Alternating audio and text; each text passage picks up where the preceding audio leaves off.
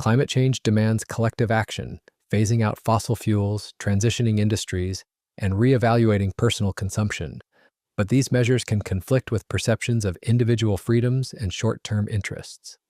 The contemporary Republican Party, particularly under the influence of President Trump and the MAGA movement, and the conservative ecosphere, has increasingly portrayed environmentalism, climate change advocacy, along with global institutions such as the United Nations, World Court, and World Economic Forum at Davos, as direct threats to American freedom and sovereignty. To understand and confront this perspective, it's crucial to recognize the underlying ideological foundations that shape this stance.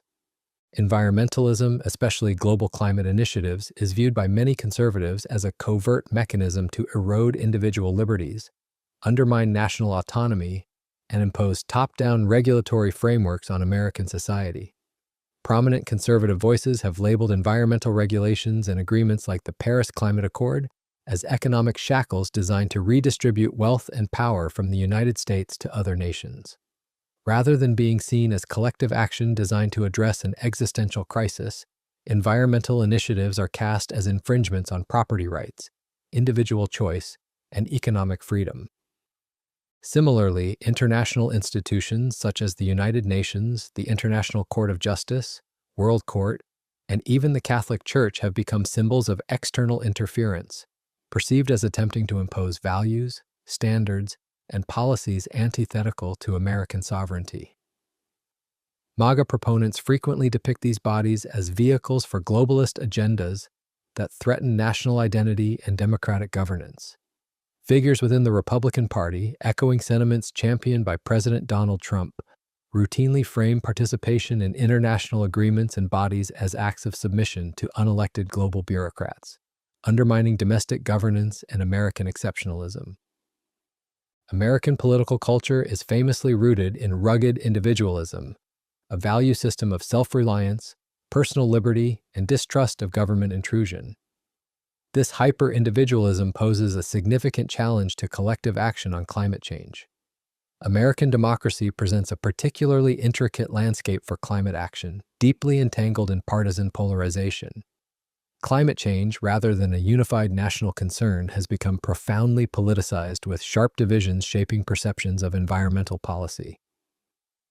As of 2024, more than half of Republicans view climate initiatives primarily as burdensome governmental interventions that harm economic prosperity, whereas most Democrats perceive them as beneficial, fostering economic growth and innovation. This ideological chasm, intensified by influential fossil fuel interests and structural roadblocks such as the Senate filibuster, has consistently impeded meaningful and lasting climate legislation. Even milestones like President Biden's 2022 Inflation Reduction Act, heralded as America's most significant investment in clean energy, have favored market-based incentives over regulatory mandates to circumvent accusations of governmental coercion.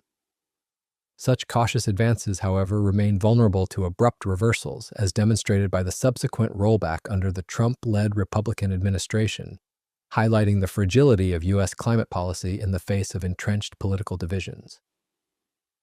There is also a powerful and intertwined evangelical and white nationalist narrative that positions environmentalism as an ideological adversary, closely echoing arguments promoted by segments of the MAGA movement and conservative media. Within evangelical circles, environmental stewardship is often depicted as fundamentally opposed to their interpretation of biblical dominion, Genesis 1:28, which is understood as granting humanity supreme authority over nature.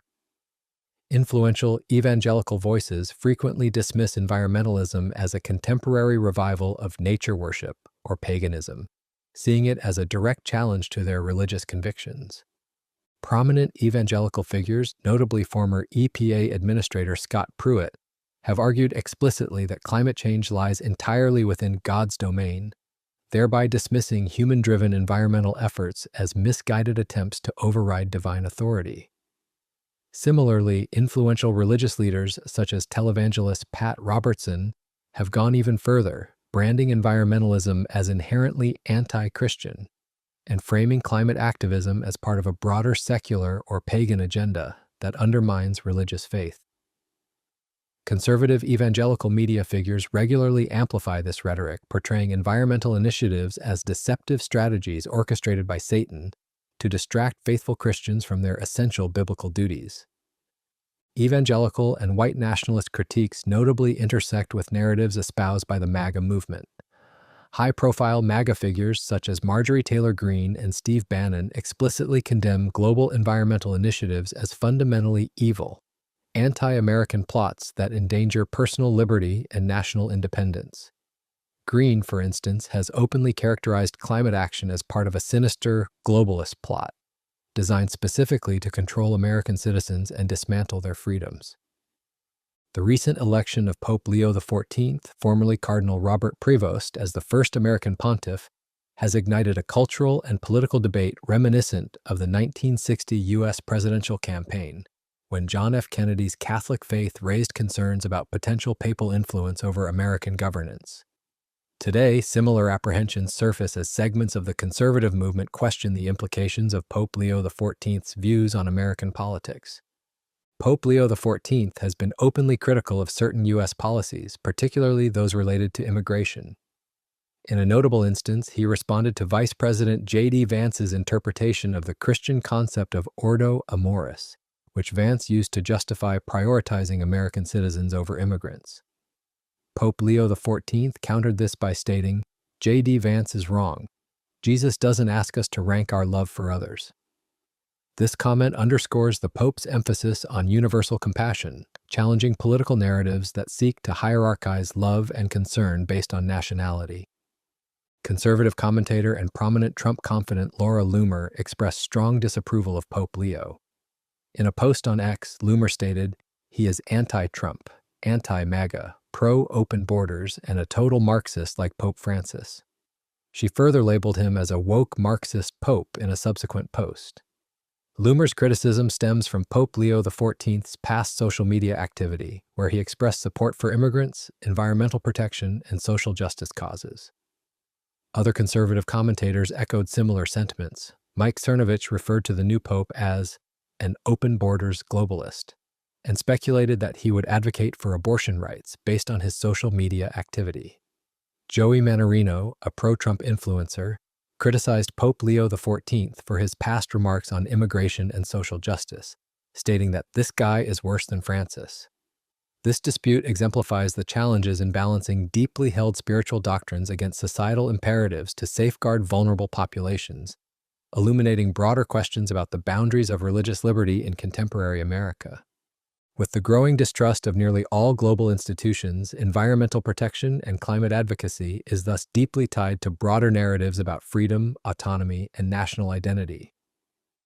For nearly 100 million Americans, resistance to these global entities is not merely a policy choice, but a fundamental defense of American sovereignty and personal liberty. Understanding this narrative is critical for addressing the polarization surrounding climate action and global cooperation, which hinges on bridging the gap between global responsibility and national self-determination. The path forward, the relationship among personal freedom, democratic governance, and climate action is intricate, nuanced, and deeply influenced by cultural and political contexts. Globally, varying cultural norms and institutional structures profoundly shape how nations confront the concepts of freedom and address the global warming. European democracies, for instance, typically succeed in enacting ambitious environmental measures through consensus-driven approaches, although this requires ongoing negotiation to maintain fairness and mitigate unequal burdens. Conversely, the United States exemplifies how a pronounced commitment to individual liberty can impede essential collective action, especially when such actions demand personal sacrifice or behavioral change. Furthermore, the evolving democratic dialogue in America reveals increasing polarization, with influential conservative media voices actively questioning or dismissing the necessity of meaningful climate interventions. Authoritarian models exemplified by China can jumpstart massive changes and potentially leapfrog in green technology, while developing nations across the global south remind us that climate solutions must be equitable and paired with development. Their calls for climate justice are fundamentally about reconciling freedom from poverty with responsibility for the planet. They show that while emissions cuts are needed everywhere, the pathway to decarbonization can't ignore historical inequalities. Ultimately, different concepts of freedom, whether it's the American notion of minimal government, the European idea of collective welfare, the Chinese prioritization of stability, or the Global South's aspiration for developmental autonomy, all influence how far and how fast societies will go in transforming their economies for sustainability. The most successful climate actions seem to occur when policymakers harness cultural values rather than fight them. For instance, framing climate stewardship as patriotic and pro-economic in the US, as safeguarding social welfare in Europe, as advancing national greatness and ecological civilization in China, and as a path to self-reliant development in the Global South. No one system has a monopoly on effective climate action. Enlightened leadership and public engagement can drive progress in democracies and non-democracies alike, just as obstruction or apathy can impede them. Climate change, after all, is a collective problem that demands collective solutions. Aligning those solutions with people's sense of freedom and fairness is key to achieving the broad-based support needed to save our shared planet.